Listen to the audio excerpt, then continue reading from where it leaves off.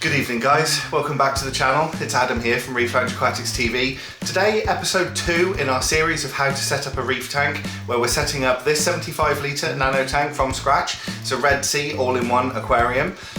In the first video in the series we talked about equipment, tank selection, a few bits and bobs about how to plan your build, how to plan the reef tank that you're going to be setting up. This time we're going to be talking about scaping the tank, the rock that goes into the tank. We're going to have a look at a little bit of equipment that we've put in the tank. We've already had a couple of upgrades to the system and a couple of additions, so we'll talk about those as well. And we'll take you up to the stage of filling the tank, and then we'll be talking briefly about how you're going to start your cycle. And in video 3 we'll start talking about testing and the addition of livestock. So we'll roll with the intro, sit back, enjoy the video, see you later.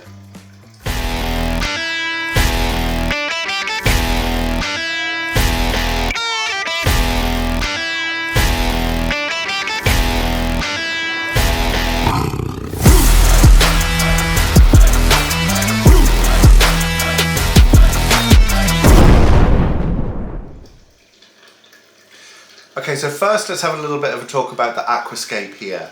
So I've used Marco Rock for this scape. We'll get some close-ups of the scape. I'll have a few camera shots so you can see what the aquascape looks like. It's kind of a blend, if you like, between a natural aquascape and what you might call a modern negative space scape. Just from looking at the scape there over my own shoulder, we can see that there are platforms that have been put in for corals, but we can also see that it's not massively open, it's not massively wide. So I'll tell you why I've done that. I like the negative aquascape, or the NSA, negative aquaspace, sorry, I don't even know what it's called. The negative space aquascaping, there we go. Where basically what that is a lot of very thin pieces of rock, lots of platforms for corals. It's very much geared towards placement of corals. Now, I don't mind that look at all, but what I do find when I look at those tanks is that there isn't necessarily the space to hide for fish that I feel that they need. Now, obviously it's a 75 litre tank, it's not huge. We're not going to be filling it full of fish, we're not looking for loads of different hiding spaces for different species, we're not looking to allow fish the ability to create territories, this, that and the other. They're all going to be living very close quarters to each other. They're also all going to be very small fish because it's a very small volume of water. I'm going to be selecting the fish based on size. I'm going to be selecting small fish. However, when I come to plan the aquascape out, as I've done already to get the tank looking like it is now, I'm very much thinking, how are those fish going to hide away? Where are they going to go at night? How are they going to get out of the light, out of the attention? When people come by and look at the tank, people are running around in the room, all of this, that and the other, where are the fish going to go and hide? And how are they going to have those little territories that they need in order to feel safe and secure within the tank? So, the process of scaping, I'll talk you through a little bit, but I'll overlay a lot of videos that I took at the time when I was actually scaping this so that you can see the process. There's 3 main products that we've used in the scaping of this tank. The first one being Marco Rock. So Marco Rock is a natural rock, but it's not harvested from the ocean. It's mined from underground. It's live rock that's no longer live. It's coral skeleton that is no longer in the sea. I like Marco Rock. It's got lots of holes, lots of nooks and crannies, lots of interesting shapes, but it isn't taken from the ocean. It's as natural as you could get without actually taking from the ocean itself. I like the sustainability of the hobby these days. When I first started in this a long time ago, the only things you could get were pulled out of the sea. I'm not keen on that, to be honest, not when we've got more modern methods and not when we don't need to do that. Live rock's wonderful, it's lovely, it's interesting, it's great, but the fact that we've got alternatives now in the form of dry products is in my opinion, a brilliant step forward for the hobby. So Marco Rock is the product that we've used. You'll see from a couple of the videos that I'll show now that Marco Rock generally comes in great big round chunks. This is how it's harvested, this is how it's mined, and this is how it's generally boxed and sent out. But I don't think that's the right way to use it. What you want to do is break it up into smaller pieces.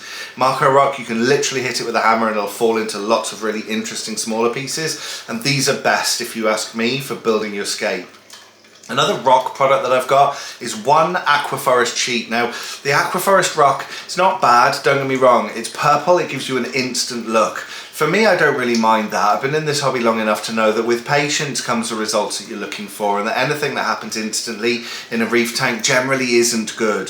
So when you're talking about rock that's already pre-coloured purple, for me, I don't mind that the rock is white and it's got this very bleached-like look at the moment. I know it'll come. I know the look of mature rock will come. The more that I add to the biome in the tank, the more that I add to the biodiversity. I know that it's going to go green first, then it's going to go grey, and then I'm going to start seeing purple coralline algae. We'll talk about this as we go through the series and as the tank reaches a little bit higher level of maturity.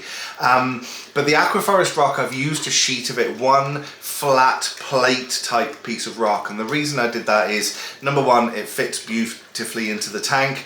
And number two, it allows me to build my scape on a single sheet of rock so that if I ever need to, I can lift the scape out of the tank as one. I can move it, like if I don't know, move the tank, move house, something along those lines, and I want to move it. I don't necessarily want to disturb the scape in a tank like this. And I'd expand these techniques and methods to bigger tanks too. I like scapes to be more done in individual pieces. So if I had a larger tank, I might just use 6 or 7 of these. I might use bigger ones, but I want to be able to move them. I want to be able to take them out without fully disrupting the whole setup of where the corals are placed on the rock, etc, etc. So Marco rock and aquaforest rock are what we've used for the dry element of the scape, and then the other product is something that we've used to stick it together. For this, I've used the Marco product, which is specifically designed to put it together, the cement that you make. A few different items in the bucket. There's an overlay video going over the top of this now so you can see exactly what it is, but essentially it's an epoxy type cement that you make using Marco rock powder, which comes in a bag, and then the Marco rock liquid adhesive, or the binding cement, whatever it is that you use, epoxy.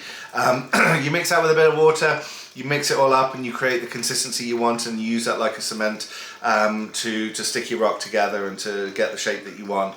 It's absolutely wonderful. There's no sponsorship from this. I mean, we're doing this as part of the fish shop, so the stuff comes out of the shop. If I'm saying that a product's really good to you guys, I've used a whole variety of different products for this type of job. For sticking rock together, personally, I haven't come across a better product than this Marco cement. It's really easy, it's really good. You'll see a few bits on the video now of me scaping and using this stuff. You can mix it to the consistency that you want. It's the same color as Marco rock, so you don't have these large grey or purple or whatever bands running through your rock, which again, yes, it'll change over time. It'll all take on one uniform colour over time, but as the tank moves through that process of maturation, of moving from bare rock into green, more algae covered rock, into the more grey, matured rock, and then when the purple coralline algae grows over the top of it afterwards, that all happens at a very uniform rate when you're using that Marco cement. It's all the same colour. It's absolutely fantastic. So the way that I've done this is I've started with my base piece, and then gradually I've built the scape up in layers. I've got it to the point where I have the base piece in the first layer, then I've built a second layer on top of that, a little capping stone on top of that, and then I've moved the scape into the aquarium to add some of the extra bits.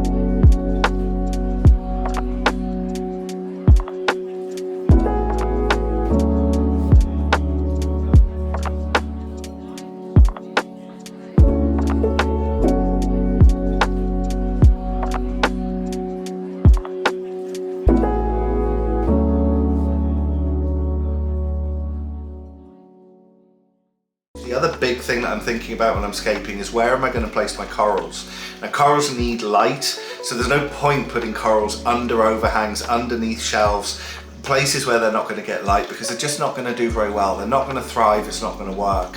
What you're looking for is to make sure that they're getting access to the light, that they're getting light pouring down over them just like they would naturally. So when you look at the scape, I've basically put a lot of shelves around, jutting out of the main scape, so that I've got lots of places in full view of the light where I can place corals. I've also got lots of different places where I can place different corals, so I'm not going to have to worry about any corals stinging each other. I've got plenty of space to put them further apart from each other if I need to. I've still got place on the sand bed that I can place corals if I need to. If we choose to put any of the sand bed corals in there, scollies, acanthophylias, that kind of thing, are happy living on the sand bed, we may even do that. But there's plenty of different places for corals while still retaining enough space for the fish to hide and the fish to feel comfortable in the tank. So we've built it up layer by layer, then I've put it into the tank, and then I've added on some of those shelves so that it really looks fitted to the tank. It really kind of looks like it juts out of the back wall of the aquarium, if you like, and it looks like if you were to go down into the reef and literally kind of put a wall behind a small section of rock with a flat back. That's what you get. I've also tried to scape it to maximise space, so the back of it's very flat, and that's done deliberately so that I don't have lots of open space behind the scape. There's enough, don't get me wrong. It looks quite kind of, without looking at it from all different angles and without actually being able to get in and see the 3D effect of it, it looks like it's quite a solid scape, quite a tightly packed scape. And I suppose it is in comparison to your negative space aquascaping that we've been talking about. It is a little bit tighter than that. Like I say, that's for reasons of fish comfort. But there's still space in and amongst it. There are still lots of swim throughs, there are still lots of caves, there are still lots of overhangs. The other thing that that provides in a really nice way is plenty of space for the water flow to get in and around and through all of the rocks. You don't want dead spaces in your scapes. You want to minimise this as much as possible. Dead spaces in your flow, that's where detritus is going to build up, uneaten food's going to build up. We're going to talk about the addition of cleanup crew and how you can use cleanup crew to sort of alleviate that problem a little bit, but it's still there. So flow is one of the most important aspects of a reef tank. So I've made sure in my scape that there is plenty of swim throughs, plenty of space, plenty of channels and gullies between the rocks, so that the flow can get in and around, as well as the fish and the animals can all get in and around, clear that detritus out, get it all up into the water column, so that when the filtration's picking up water, so that when the surface skimmer's pulling water in, that's going to take all of this detritus and get rid of it out of the aquarium altogether. So I said that we've made a couple of upgrades to the tank already. And indeed we have. There's two main things, if you like, that I've added to this system already, just to make it a little bit more user-friendly and just to provide a little bit better of a function of what I wanted. The first upgrade that I've made is to the auto top-off system. We've talked before in the video about equipment about how it's important to top off your aquarium with fresh water. When water evaporates, it becomes more and more salty. Imagine if you were to take a cup full of salt water, put it on the windowsill in your kitchen and leave it. What's going to happen eventually is that you're going to have no water left in the cup whatsoever, but all the salt is still going to be there. So as your water is evaporating from that cup, the water is getting saltier and saltier and saltier all the time. The way we combat this in a reef tank is that we top the tank off whenever water evaporates with RODI, which is reverse osmosis deionized filtered water. We'll talk a little bit more about that as the process goes on. Don't worry about what that means for now. But that's what we're topping our tank off with. So the device that was used on this tank originally to top off that water was a small vessel that sat up in the back chamber, and every time the water level went down, that would open up the valve at the bottom, open up the float valve, and a little bit of RODI water would trickle down in, the salinity back down again and get the level back to where it needs to be. So that's fine and works very well. The problem is it only holds a very small amount of water. You have to be topping that up quite regularly, and if you forget about it, your level will go down, and that gives you problems with salinity. So a good auto top-off unit, or at least one that I prefer, is one that's pump driven. It's got an electronic level sensor that sits in the back chamber. There's a large RODI water reservoir that sits in the cabinet of the tank. That reservoir on a tank like this will last for absolutely weeks and weeks. It very rarely needs filling up. It nearly just takes care of itself. Whenever I open the cabinet, I just have a quick check, make sure that there's water in the RODI reservoir, and I know that that's doing its job. A quick glance over the back and I can see that the level is still up against that level sensor, which means that it's doing its job. Basically, when the level drops below the level of the optical sensor, it triggers the pump to turn on, and the pump in the vessel pumps a little bit of water back up into the back chamber of the tank, which mixes nicely with the salt water before it gets pumped back in. And your level is always constant, your salinity is always constant, and you don't have to worry about continuously topping off the ATO reservoir. It's a great addition in my opinion, and something that takes a lot of the work and hassle out of this. It's very easy when you're leading a busy life and running around to forget to top off that ATO reservoir, and sometimes on a warm day when there's air moving through the house, etc., it can do that ATO reservoir that was on there originally quite easily in a day or even to a couple of days. So having a larger reservoir makes a lot of difference. It's a lot easier to manage and a lot easier to make sure that it's doing what it should. So that's the first upgrade that we've made to the tank. We've taken away the old small gravity-fed ATO reservoir, and we fitted a larger pump-fed and electronically triggered level sensor that turns the pump on, that pumps the water back up. So the second upgrade that I've made to this system is that I've added a small power head. This is the one that I've used. My camera will focus on it for you. It's a TMC Reef Flow 2.0 Nano. This one is the 2000, okay, and that basically means that its flow rate is around about 2000 litres per hour. Why have I added this? Is there not enough flow from the pump? In the first video we talked about how the pump on this had already been upgraded by the guy who had the tank before. It was a really nice DC adjustable flow pump. So is that not enough? Why have I added another power head, and why have I done it straight away? Well, there's a couple of reasons. Increasing flow is not the reason for it. The pump on its own that we have, as in the return pump, the main beating heart return pump, if you like, of this system, it's plenty to provide enough litres per hour that this tank would need. The reason why I've added the pump, or the second power head, is because firstly, I want a little bit more control than just one pump that's blasting away at a constant rate all the time. The reef is not a stable, steady flow environment. It's not a river. It's always turbulent. It's always moving around. In a good system, you'll see corals moving to the left, to the right. There'll be periods of heavy flow. There'll be periods of weaker flow. And I don't want just a steady flow. It's not good. Your dead spots always stay the same, like we were talking about just earlier in the video. So your detritus builds up all over the place. Having that turbulent flow, that changing flow, means that the dead spots get picked up, and it's just so much better for the animals. They just feel more natural, more happy, more comfortable. So putting on something like that TMC Nano wave maker means that the functionality of that device it's got a little controller built into the cable. It's not an app controlled one.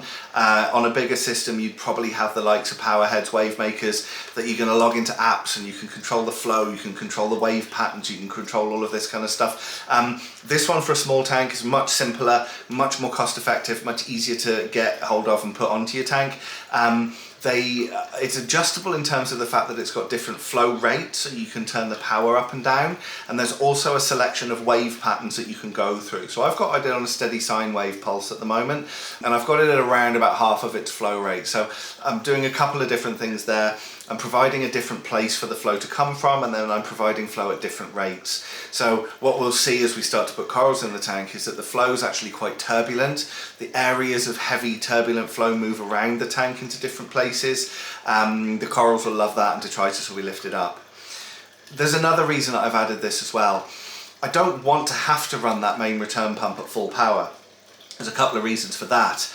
A pump ran at full power is always much more laboured than a pump that's run around about half power. I'm going to get a much longer life, and I'm going to get a lot better reliability out my pump if I don't run it at full. Always oversize your equipment, guys, if you can, particularly things like pumps. Think about it in terms of a car. Your car can do 140 miles an hour, but if you do it 140 miles an hour all the time, every single day, continuously, how long is your engine going to last? Not long. But we don't. We drive at 70 miles an hour most of the time, so you find that your car lasts a lot longer because the engine parts are not stressed, there's not as much wear and tear, etc. So it's kind of the same with pumps. If you're running a pump at a lower rate than its stated maximum capacity, your pump's going to last for a lot longer. It's going to be quieter. You're going to have less maintenance to do, less chance of it breaking down and causing problems. So adding another source of flow into your tank and being able to reduce the flow of the pump is really beneficial for both of the pumps involved. The other reason is that it allows me the ability to tune that return pump a little bit more. If I run this tank at full pace, if you like, with the return pump blasting full, there's a maximum amount of flow that goes through the filtration. It's going through quite quickly, and I kind of want that flow to be a little bit slower. There's biological media in the back of the tank. There's a heater in the back of the tank. The protein skimmer sits in the back of the tank. So does a filter sock. Filter sock less important, but for the rest of the things in the back of the tank, I want a bit of contact time between them and the water. I don't want water being dragged out of my skimmer by the return pump too quickly. I don't want water rushing past the heater so fast that the heater's got to work at full pelt just to keep up with the temperature demand of the water. So being able to slow the system down a little bit, have a little bit of a slower flow through, but still maintaining the amount of litres per hour and the flow types that my corals and that my animals are going to need, for me is just an absolute no-brainer. So right at the birth of this tank, right at the start of setting this tank up, before I've even put so much as a piece of livestock in there, I've put a new auto top-off system on it, and I've also added a little wave maker that I can control the flow on for all of the benefits that we've talked about now. So those are worthy upgrades that I consider, guys. Everyone knows that corals need light. Everyone knows they need water. We buy our test kits. We buy everything, all of this other stuff. We know that the water needs to be clean. We know we need to do water changes, but flow is something that is really underestimated. Quite often, if you've got problems in the tank when everything else looks spot on, little flow adjustments can make an absolute world of difference to the health, the happiness, and the overall look of your reef tank. Alright guys, let's get in and have a look at some of this stuff that we've been talking about close up. Geez, it is blue, isn't it? My Radion here, my light is running at AB plus lighting schedule. We'll talk about that a little bit more later on. Don't worry too much about that now. I just want to get in and show you these couple of upgrades that we've made. So if we go down into the cabinet here, it's a very simple setup so far in the cab, not really much to show you. Do you know what, I might just grab a light and make it a little bit easier for you guys to see what I'm talking about. Now, ready? Boom, that's better. Cool. So, a little bit of spaghetti junction up here. I will be sorting out the wiring at some point. I'll probably put a little panel in front of here so that some of the controllers are sitting a little bit forward so we can see them. Just for the sake of, I like to have a cabinet that looks pretty tidy if I can. It is difficult. You're not going to get away from spaghetti with getting away from spaghetti junction with a reef tank. There's a lot of cabling involved. There is a lot of that kind of stuff. Very hard to make it look like anything other than a mess of cables, but we'll give it a go. We'll get in there at some point and see if we can't make it as tidy as we can get it. But for now, it looks like a mess. Just to show you quickly, that's the controller for the little pump that I was talking about before, the little wave maker, sorry, that we're running on the system. So I've got a mode selection there. So that'll be for in a minute. I've got a little mode selection there. So I can change my wave pattern, and then there's a plus and a minus there, so that you can increase and decrease the flow rate if you want to. So we'll have a look at that when we get up to the top in a minute, when we start having a little bit more of a look around the scape and all of that kind of stuff. The auto top off that I was talking about, there's the reservoir. It's huge, isn't it? It's fantastic. I don't know how much that holds. Could even be up to about 20, it could even be 15-20 litres in there. That'll last a good long while. And if you can see at the back, there's a pump, and that pump has a piece of tubing on it. The tubing goes up into the tank. So the reservoir sits down there, and then I'll show you in a minute in the back of the tank where the where the rest of that piece of kit comes out, if you like.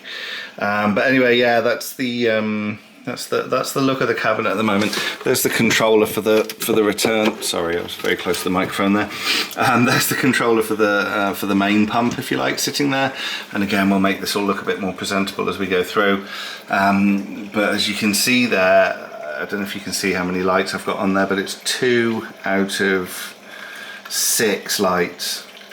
So I'm really not running that return pump very fast at all, and like I said, if I didn't have that wave maker on, I'd still get enough power, I'd still get enough flow, but I'd have to be running that a lot faster, and it's just not ideal. It's just not what I want. I want a slower I want a slower path through the filtration. I want everything a little bit more gentle. I want to be able to tune the tank a little bit more than that, and I want that flow turbulence. So for that reason, the return pump is turned down. My wave makers are picking up the job of actually circulating water around the tank. So who knows, if we put very heavily flow demanding corals in the tank, I can very easily see the possibility that even we'll need another wave maker.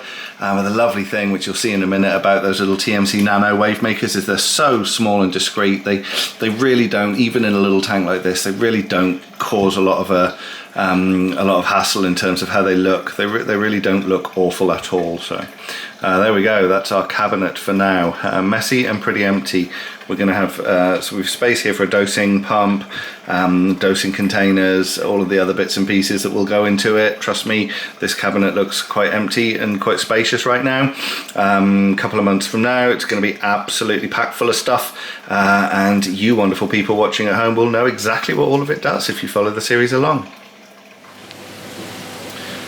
Well guys, good afternoon. Just thought I'd bring you into the shop here for the last part of this video, just so I can show you a couple of the other products that we've been using in the early stages of the setup of this tank, getting it all filled and wet and all of that kind of stuff. Just showing you our little coral bay there while I'm talking. So there's two other products really that I've been talking about during this video that we haven't really gone into a lot of depth with. Number one's the sand. What are we putting at the bottom of our tank? So let's talk about the sand. I've got a couple of options here. Oh, there's a great big tray of Marco rock that we were talking about before. Just while we're talking about Marco rock, do you see the great big sizes that it comes in? So great big huge pieces like this. Don't be put off by that when you see it in great big pieces at the shop. Like I said before earlier in the video, the best thing to do is just break it up into bits. Anyway, back to the sand. So there's two options here that I've got out just to show you guys. So it's two different products. One of them on the left there is live sand. Okay, so that's BioLive aragonite sand, and then the one on the right here, this is a marine sand. ATI make this one, and this is Fiji white. So the big difference between live sand and dry sand is that live sand comes wet, and it's bioactive. It contains bacteria. Now you need bacteria in the system. When we get into the beginning of the third video, the next one, which is coming in a few days, we'll be talking about cycling, the role of bacteria and the importance of bacteria in your marine system. This product contains bacteria already, basically. It helps to start your population of bacteria off, helps to get your tank cycling a little bit quicker by adding in bacteria, and you don't have to rinse it. You add it into the tank wet, which for me is a massive plus anyway. We'll talk about the different sources of bacteria, where bacteria come from again in the next video. But one source of bacteria can be your sand. Now bacteria will live in your substrate, your sand anyway. That will happen naturally over time.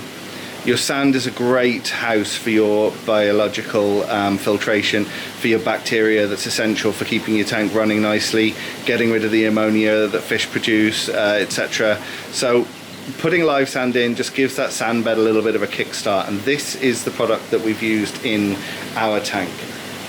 Now if you don't want to add live sand, you don't have to. You can use dry sand as well. So when you're using dry sand, it needs a lot of rinsing. It's very dusty. It needs a lot of putting in. It needs a lot of time spent basically with a bucket and water, cleaning the dust out and putting it in. The benefits, if you like, of dry sand is that you can choose your grain. See, this is a small one. I don't know if you can see on there, but this is a grain size of 0.3 to 1.2 mil.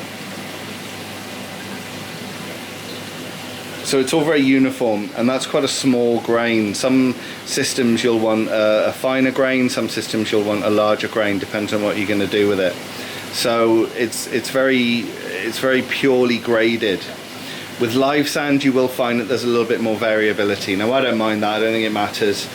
I like the fact that there's a little bit more variability to it. I like the fact that it is a little bit more of a natural product. I like the fact that it's got a bit of bacteria in it as well.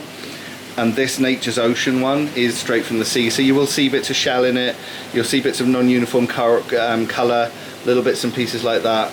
This contains live marine bacteria. Now what I will say is be careful. Now it says there, look, I'm just going to highlight that. See what it says there at the top? No waiting, just add fish. Instant cycling. That's marketing. I'll tell you now, that doesn't work. I mean, technically you're putting bacteria in, so if you feed it ammonia in the form of fish waste, then technically it may deal with it. But in reality, folks, going a little bit slower, letting your tank cycle properly, cycling a tank without fish in, going to talk about all of this in the next video. That for me is the way to go. I wouldn't be going, okay, well I've got live sand, therefore day one I'm going to put fish in. People do, and it's not a good idea. You potentially are going to lose fish. You are definitely going to have a longer ugly stage, another issue in marine keeping and starting up new tanks that we'll talk about as we go along. So for me, that whole marketing that you get on some of these bottles and packets of stuff that says just add fish, instant cycling, it's not true. I mean, instant cycling, it provides bacteria, so there is bacteria in the system, and that technically is what cycling is. But you do need to take a bit more time over it, if you ask me, even when you're using live products like live sand and stuff like that. You know, you could say, well, I put a bottle of bacteria in, therefore I've got instant cycling, but has that bacteria actually colonized? Is it doing its job? Have we shown it to be doing its job by adding ammonia and proving that it's not there the day after, etc.? Loads of reasons why. For me, live sand is a great thing to add, but it doesn't do exactly what it says on the tin, in that I wouldn't be adding fish straight away just because I'm using live sand as part of my setup. So anyway, that's the product that we're using there for our tank. Nature's Ocean BioAlive Aragonite sand, and that for me is a couple of the reasons why I would be choosing live over dry. Now I will say it's a very small system, so we can. The other downside, if you like, of live sand, this Nature's Ocean live sand, is that pound for pound it's a lot more expensive. The tank I did before this was a 6-foot setup, a 6-foot mixed reef. Now for that I used this product. I think I actually used 3 or 4 bags of it. Now if I tried to use live sand for that to get the same amount, honestly it would just be cost prohibitive. Just be too expensive to use bag after bag after bag of live sand. So in that situation, what I'm doing is I'm using the dry sand, I'm going through the laborious process of cleaning the dust out, adding my bacteria product in the form of a liquid, and then allowing time for that sand bed to become the biological filtration that it needs to be. So just more pros and cons of the product that we're using, but just so that you guys are all aware of what we're doing in this tank, this is the one that we're using. So the other thing that we're adding into a new system at the point of startup, pretty obvious really, you're looking at quite a lot of it here. Water goes without saying really, doesn't it? If you're running an aquarium, if you're running a fish tank, you are going to be using water. But when we're setting up a reef tank, we need to think about it a little bit more carefully than that. What water are we using? So we've actually got 2 types of water that we're using in our system already. One is our actual tank water, our actual system water. That's our salt water. And then the other one is our pure reverse osmosis deionized filtered water that we're using for our auto top off. So there's a few great big trays full of water there moving around beautifully in our coral bays and our display tanks and our fish systems. Now all the lights have gone off because it's quite late in the day now. But why am I standing here? Well, because I can show you where our water is stored and sold from. Okay, so as you can see here, we've got 2 great big 500 litre drums there.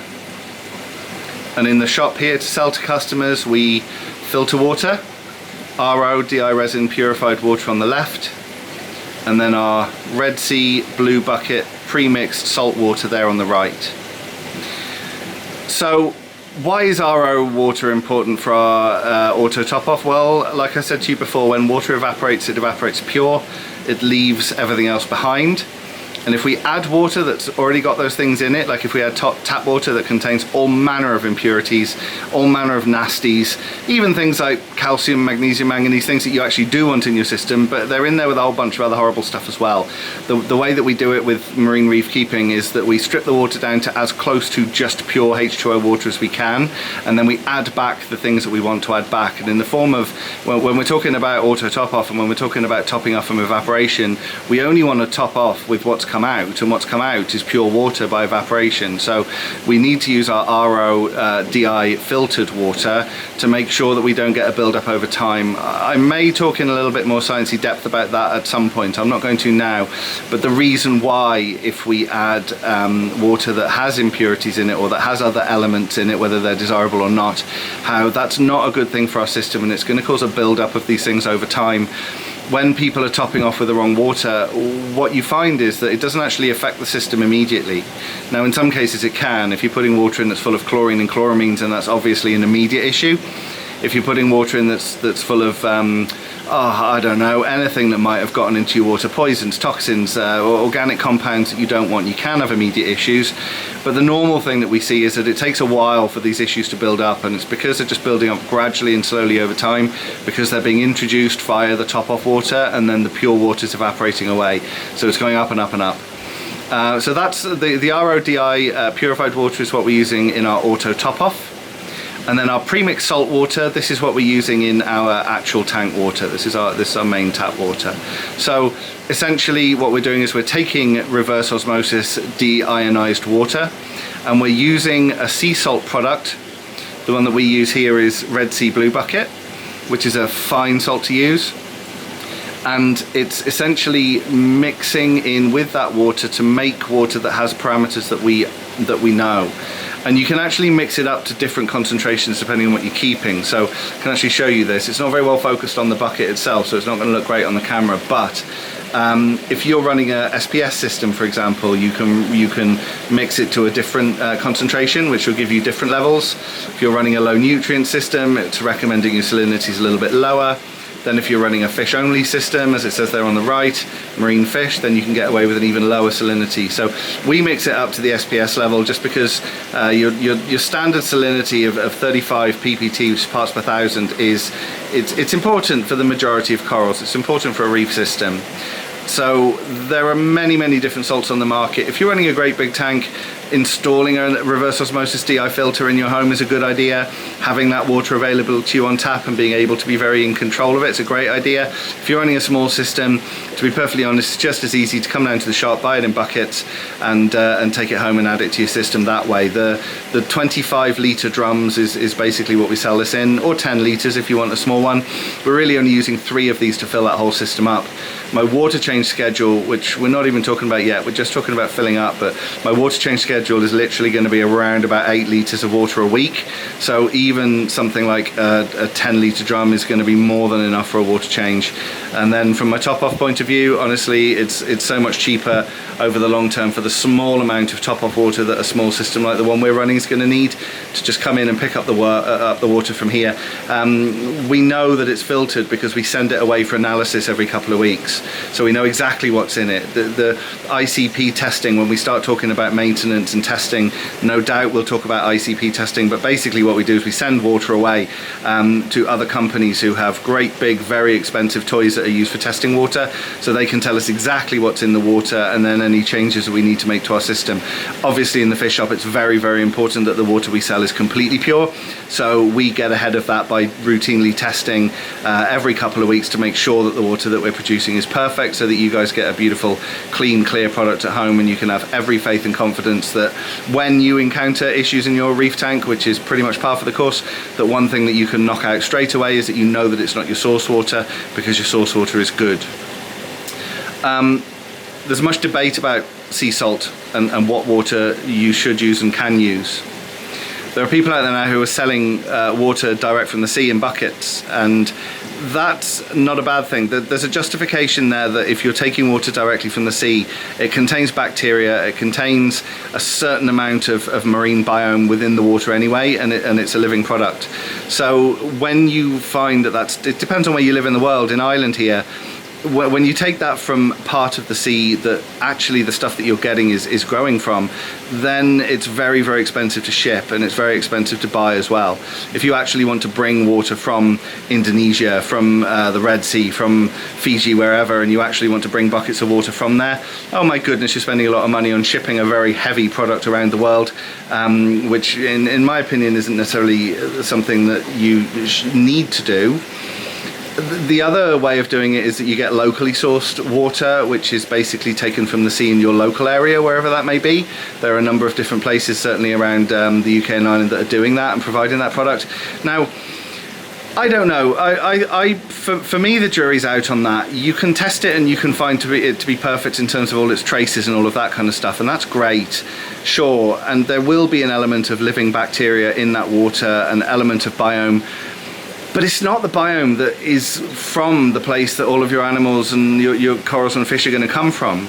You know, why is it that people from the Western world who go on holiday to places like India, I name that just purely as one country that's a very common, that comes up in that kind of conversation, but essentially anywhere in the world, if you go to Australia, Africa, South America, whatever, why do we get upset stomachs? Why do we find it difficult when it comes to things like digestion and that sort of thing? Well, because the bacteria in the air, the water, the general living conditions that we live in from that part of the world is different from the one that's where we're from.